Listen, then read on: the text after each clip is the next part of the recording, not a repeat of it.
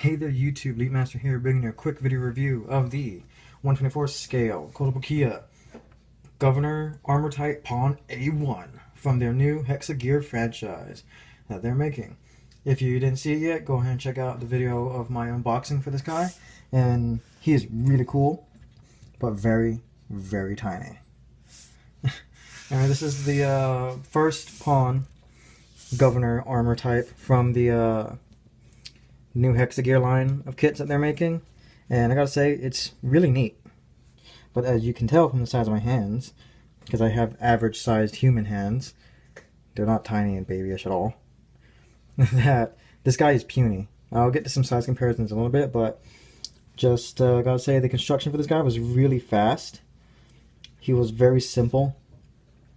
There's not a lot going on here that's very intricate. However, there's a lot going on here that I didn't think would happen on a kit of this scale. He's got lots of articulation, a lot of nice detail. Some of it still needs to be painted in. There's a lot of missing gray, like in the joints here. Okay, you're gonna focus. Focus. Come on, camera. There we go. But yeah, on the joints, there's supposed to be a lot more gray to match the gray undersuit going on here, like on the back of the knees. So all that's going to need to be painted in. There's a few missing things here and there, but overall it's not bad. Now, as you can see, the plastic colors he's molding this is off bony white, the standard gray, and this lighter gray. And this midsection right here is painted on a soft rubbery pliable plastic. And the head is painted. It's molded in the white, but it has the gray and this really nice metallic blue piece painted onto it. And that's it for the pre-painted bits. And it actually came out really well. This build was very fun, very simple, and it looks fantastic in my opinion. Why can't this damn thing focus? Hold on. There we go. Now then, let's show off its articulation real quick. Its head is on a ball joint. So you move up and down, some tilt action, you can rotate. I do like the way it looks like a knight's helmet, like a jousting knight's helmet. I think it's cool. His arm joints can go forward and back, up and down at that joint. And the arm itself is on a ball joint, so it can move outward, rotate. Got a bicep swivel, bend at the elbow that goes that far, one joint, but it's really good. Ball joint for the wrist that can rotate and wiggle. The torso is on a ball joint that can get some decent side to side. It's a good movement forward and back. There's also a hinge in there that, unfortunately, the way this thing is designed, it likes to pop at the ball joint really easily. You just have to kind of live with it. But you can get a little bit of an ab crunch, a little bit back, and that also works as the waist swivel, sort of. He does have like a below the waist swivel too.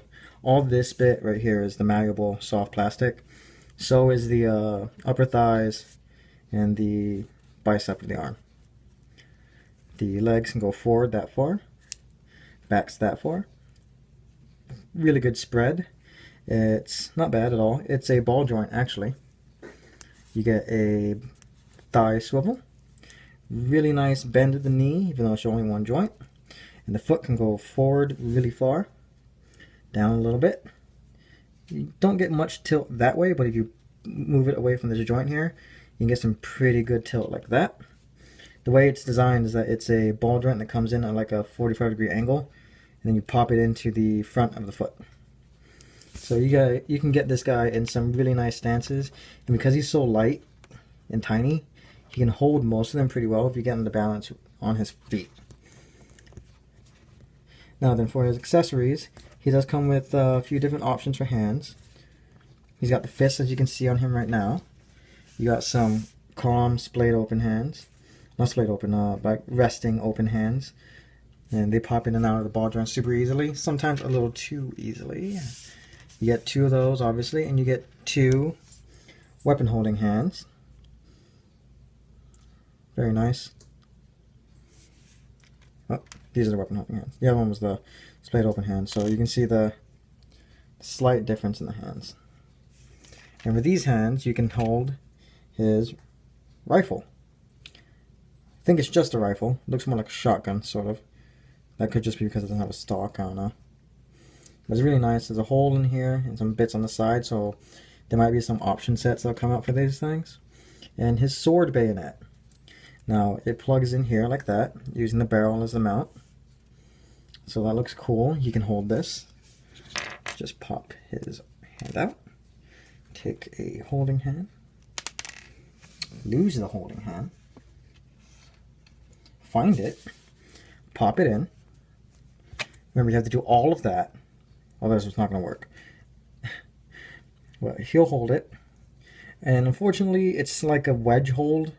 If anybody's ever had those like MSIA figures or even just any of the like standard North American release toys, this is how you get them to hold stuff. Is you just kind of wedge it in there, which I hate, but it holds it really well.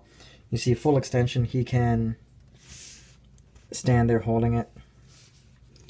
And he can get it into a good position. You just have to fiddle with it a bit with these hands. And he can hold it two-handed. But in my preferred method of displaying it is just having him kind of have the gun on his back. And I'll show you the gun storage in a little bit. But him holding the sword, because it's really cool. I love this thing. It's so nicely detailed. Look at all that. Beautiful looking sword. Now, I did mention weapon storage, and on his back, that's one problem I have with this kit. Its hands fall off way too easily. Might just have to thicken that up there. On his back here, you see you got the Hexa joint and some bits on the side. And the bits on the side you can use to store the sword.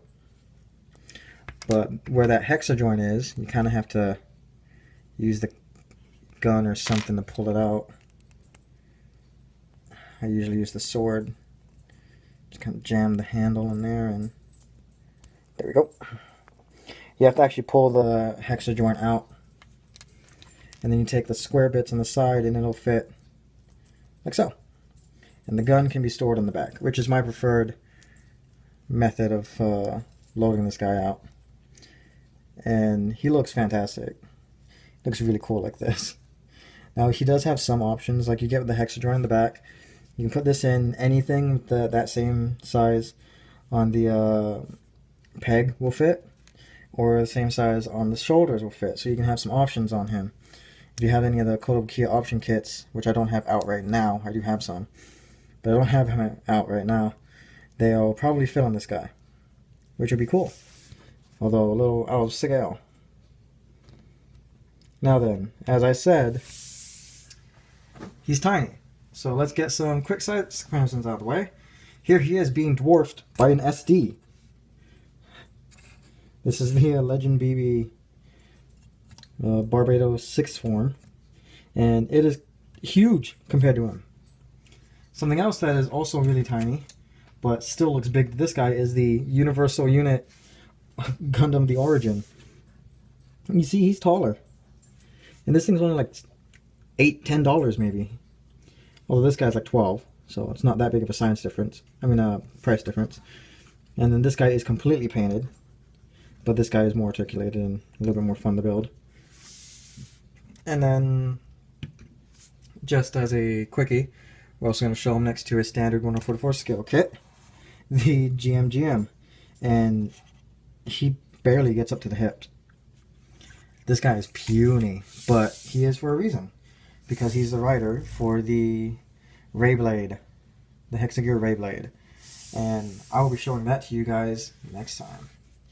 But for now, this kit is pretty neat. He's fantastic. I got him at HOJ for about $12 before shipping. So he's really cool. Although you do have to be aware, he's very, very tiny. The only problems I have with this kit are his hands that pop off too easily. The little bit of paint that you'll need to do, it's not going to be too hard though, and the fact that he is minuscule. But that problem should fix itself when he's sitting on top of his mount.